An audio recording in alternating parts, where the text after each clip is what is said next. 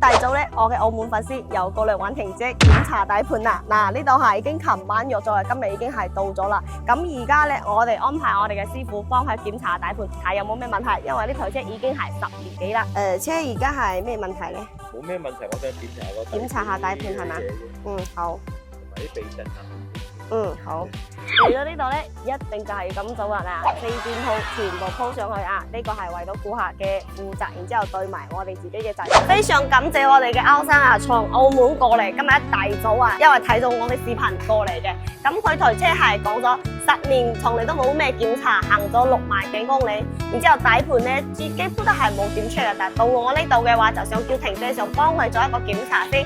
咁我哋安排咗師傅檢查之後，發現啲問題其實都唔係特別大嘅，就換咗個原車十車片啊，換倉膠啊，或者係呢個防塵塗加埋呢個整膠啊，以及我哋呢個後拉臂啊，因為呢個後拉臂嘅話，佢嘅膠套係已經老化咗，可以睇得到啊。我哋鏡頭拉翻少少啊，呢度可以睇到已經係爛晒，但係呢條臂咧係單獨換唔到膠套啊，需要換成個總成噶。嗱，呢條狗骨咧已經係睇到成個球頭已經係鬆晒噶啦，所以我哋師傅係建議幾乎係2條都換晒佢。咁我哋叫個師傅安排上。